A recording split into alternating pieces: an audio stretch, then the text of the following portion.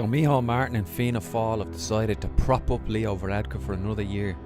They could have gone to the people and given us a vote, but they've decided not to. And the cosy landlord consensus continues, with vulture funds buying up apartment blocks all across Ireland at discount prices. The health service will continue to be a disaster zone, and Fianna Fáil will continue to play at being an opposition, when in fact their policies are identical to Fine Gael's. But why do the right-wing parties dominate Irish politics?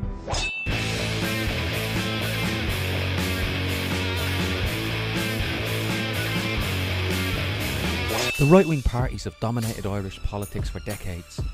Up until the crash of 2009, they were able to muster up to 80% of votes. When the crash came, that dropped to 50%. But since the so-called recovery has kicked in, they've been able to get their vote back up to close to 70% of votes. So why have two right-wing parties dominated Irish politics for so long?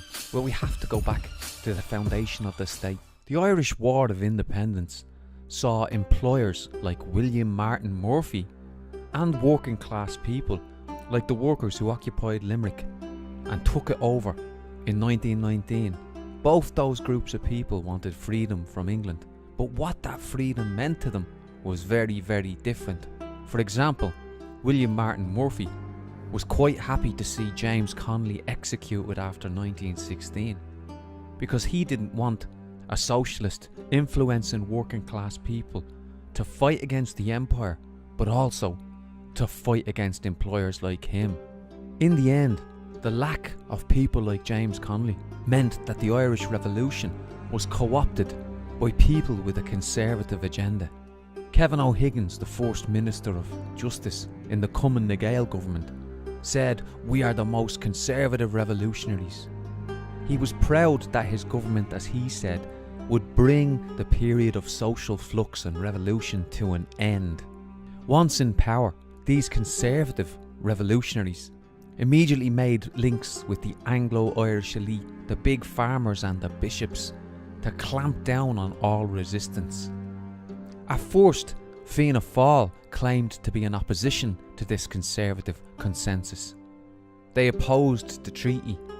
Cumann na Gael and the forerunners of Fine Gael represented the big farmers and the Anglo-Irish landowners. Fianna Fáil represented the small Irish businessman who wanted to break with Britain and impose tariffs to protect the growth of his industries.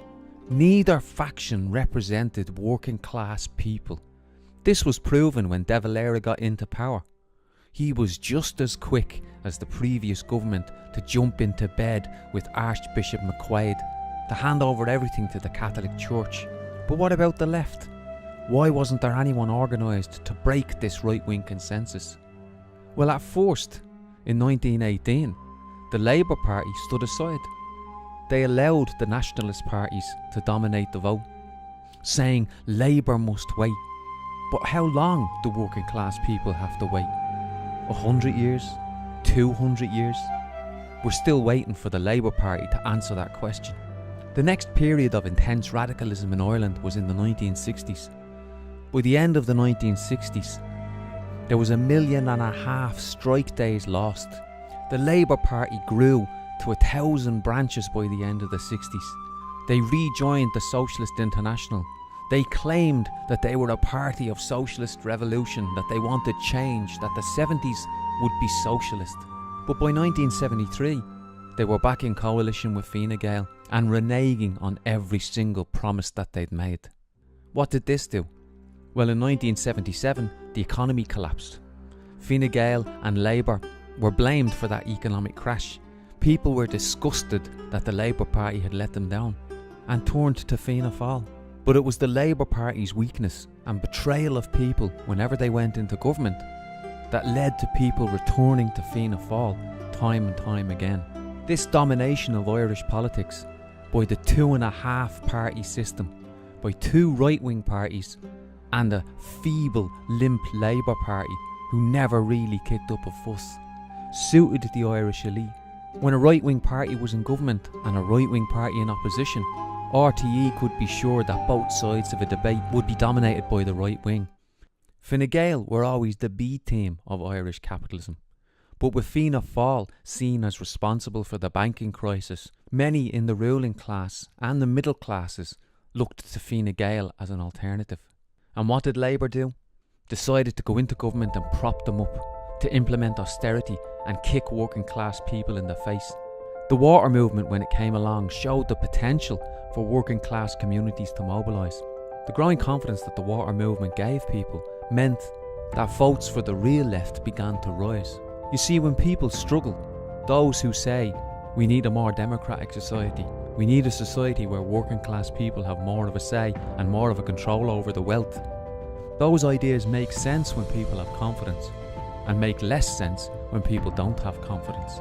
But the lesson of the water movement is really this: if we want to see a real radical left that can truly break the landlord party consensus, that can transform Ireland in the interests of working class people, then we have to raise people's confidence, and we do that through struggle.